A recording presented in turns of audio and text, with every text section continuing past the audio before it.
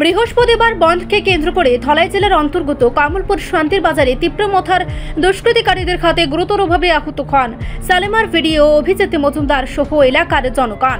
এদিন রাতে আহতদের উন্নত চিকিৎসার জন্য নিয়ে আসা হয় আগরতলার জিবিপি হাসপাতালে।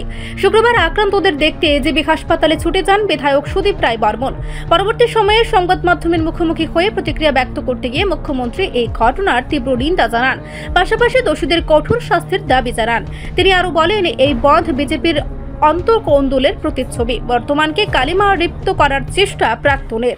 না, সার্বিক রাজ্যের আইন শৃঙ্খলা কোন জায়গায় এসে ঠেকেছে, যারা আম জনসাধারণের জীবন সম্পত্তি রক্ষা করবে, উন্নয়নকে ত্বরান্বিত করবে রাজ্যের পুলিশ প্রশাসন, তাদের উপর যখন হামলাকারীরা হামলা চালায়, শুধু হামলা না, গুরুতর অবস্থায় বিডিও এবং ইঞ্জিনিয়ারকে আইসিইউর মধ্যে আমি দেখে আসলাম, কি জঘন্য মার মেরেছে। এর থেকে বোঝা যায় রাজ্যের আইন শৃঙ্খলা কোন তলানিতে এসে ঠেকেছে। এটা একটা জঙ্গলের রাজত্ব কায়েম হয়ে রয়েছে পুলিশের সামনে। সবচেয়ে ব্যাপারটা হচ্ছে, যা আমাকে বলল বিডিও সাহেব এবং এই ইঞ্জিনিয়ার বন্ধুটি বললো, আমরা তো পুলিশ প্রচুর ছিল, পুলিশের সামনে আমরা গাড়ি থেকে নেমেছি, বাঙালি বলে এদেরকে মারধর করতে শুরু করেছে। তো একটা জিনিস পরিষ্কার, একটা অংশের মানুষ রাজ্যে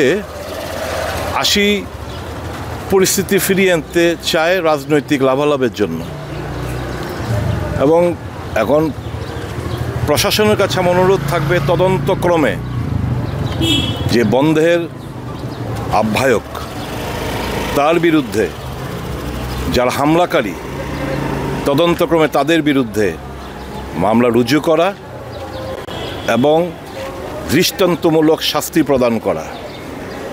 এই অরাজকতার অবসান হতে হবে, এভাবে চলতে দেওয়া যায় না।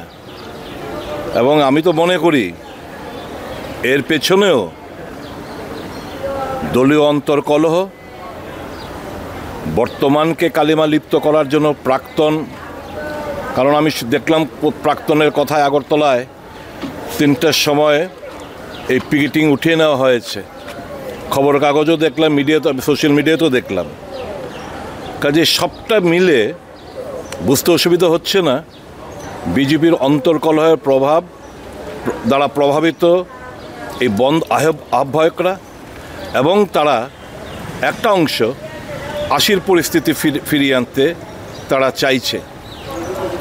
ধিক্কার জানাই এই সমস্ত কাপুরুষদের, যারা নিরীহ লোকদের দোকানপাট ভাঙচুর করলো, অগ্নিসংযোগ করলো, মারধর করলো পুলিশ প্রশাসনের কর্মকর্তাদের উপর।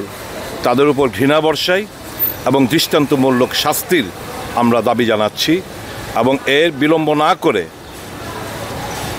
মাননীয় মুখ্যমন্ত্রীর কাছে, যিনি পুলিশ মন্ত্রীও বটে, ওনার কাছে আমাদের আবেদন থাকবে, ডোন্ট হেজিটেট, ডোন্ট ফিল শেকি।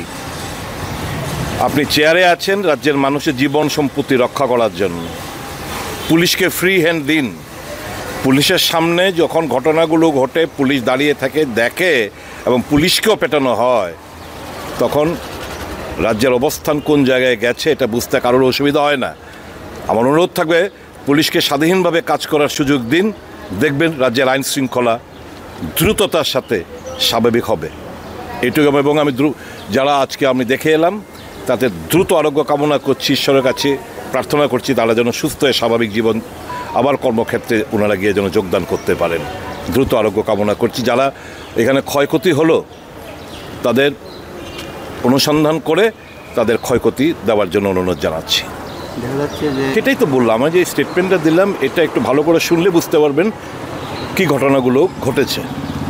তো বুঝতে কারোর অসুবিধা হচ্ছে না, কারা রাজ্যের মধ্যে অশান্তি চাইছে, এবং কি কারণে চাইছে, ডিসলজ করার জন্য, কালিমালিপ্ত করার জন্য, এবং রাজ্যে আবার দাঙ্গার পরিস্থিতি তৈরি করার জন্য। ধিক্কার জানায়, ঘৃণা বর্ষায় এদের উপর। রিপোর্ট সংবাদ প্রতীক্ষা।